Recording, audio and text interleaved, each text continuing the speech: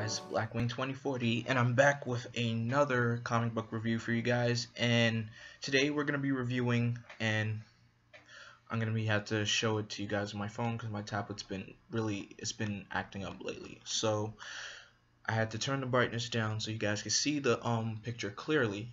And the comic we're gonna be reviewing is Justice League of America: The Second Coming, and written by Dwayne Mcduffie. So here's the cover so you guys can get a glimpse of what it looks like. So I guess yes, it seems a little perfect. So I guess from now on, I guess I should use my phone from now on. But this is just for today. I don't know what will happen. But anyway, back to the topic at hand. So Justice League: The Second Coming. This is how the story begins. You have Batman, Steel. Well, he's not in his armor, but Steel. The chief from the Doom Patrol, Dr. William Magnus, who helps the Metalmen, and Zatanna are working together to create a new body for Red Tornado because he's been the computer AI for like 6 weeks. So as they're trying to get fix his body, the new body attacks them. And on the other end, the League is having a conference with Vixen because Vixen decides to speak out and say that her powers have been acting up lately, and she feels like what she's been doing was I wouldn't say absorbing, but manifesting the power of her teammates.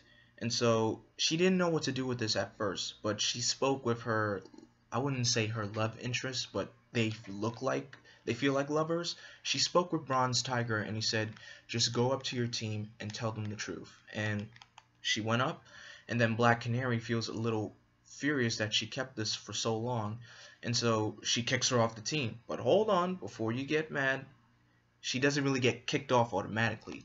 So Black Canary calls Zatanna to see what's the problem with her I wouldn't say charm, the amulet, the Tanzu totem.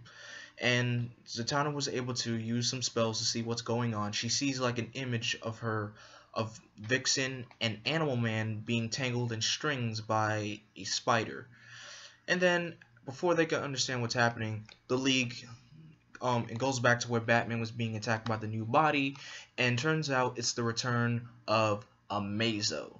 Now this is the cool thing about this though, because this fight took like most of the entire graphic novel. So, in fact, as a matter of fact, let me show you his return. And here's the thing though, there are, I would say 13 Justice Leaguers that are taking Amazo on right now. You have Superman, Batman, Wonder Woman, Flash, Wally West, Green Lantern, John Stewart, if I'm correct. No, it's Hal Jordan. Vixen, Black Canary, Red Arrow, Firestorm, Zatanna, Black Lightning, and Hawkgirl, all taking on Amazo at the same time, and they are getting their butts kicked. It's like, it's crazy, because it was amazing, because remember how I told you guys when Vixen was able to defeat Amazo back in the first graphic novel, The Tornado's Path, how she just smashed through his body easily. But I guess of course she was manifesting Superman's strength. Now this time she can't do it anymore because the League is currently overwhelmed right now. So let me show you the picture of Amazo taking on the League. Taking on the League, if I should say, because it is a pretty gruesome fight. And there's also a moment in the next issue where he says a spell that tells Zatanna's mouth to disappear, and she was able to take him on by herself, even though she couldn't speak. That's pretty cool how what Zatanna can do, and plus she's very beautiful, if I might add. I'm sorry, Zatanna's my #1 superhero crush. Everyone has one. So anyway, what I did love though was how Black Canary was able to sneak up behind Amazo, and she did. She said, "Do you want to know a secret?" And she did the canary cry, and then his head exploded until his head regenerated again, and they're back to square one with taking him down.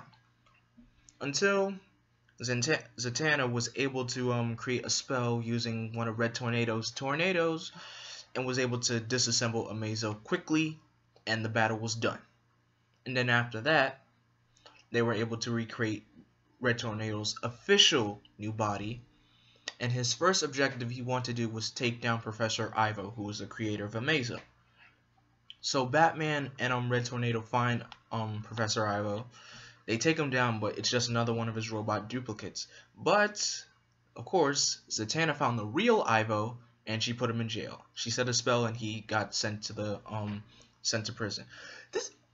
Zatanna shines a lot in this issue. This is like my second time reading this thing, but she shines a lot. I like that.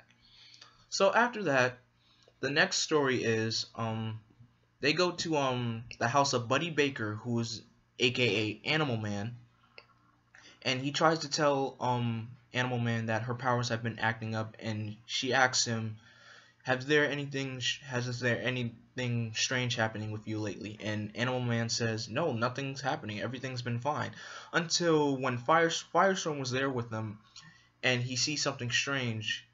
He says, I read your profile, and you're a vegetarian, and you're eating meat right now. And so he spits out the piece of chicken, and he's surprised to see that he's actually eating meat, which I don't know how this cohorts into this. But anyway, so they try to figure out the situation with her totem, and as soon as she touches her totem, Vixen sucks into it, and she meets the god of it. I don't know how to pronounce his name, Anansi, the trickster god, and sorry guys for staring at my phone for so much. Yeah, so she runs into Anansi, the trickster god, because I want to show you a picture of what he looks like. He really is a trickster god, but not on Loki's level. He's nowhere near the level of Loki. But anyway, as I continue, she can't move, she can't use her powers inside him, and so Animal Man touches it. Well, actually, Anansi brings Animal Man into the totem, and they're both stuck and they can't escape.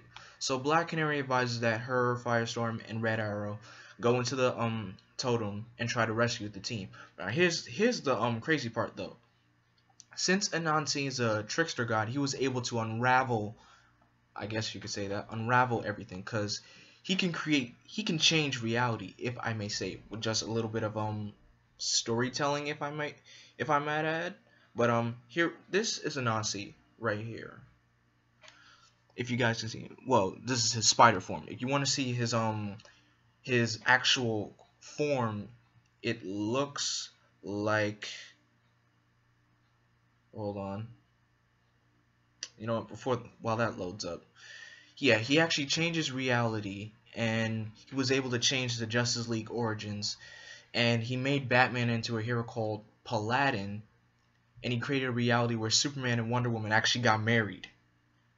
And he also created a version of Green Lantern that wasn't Hal Jordan. It was some guy named Jason Kim, if I'm correct. Here we go.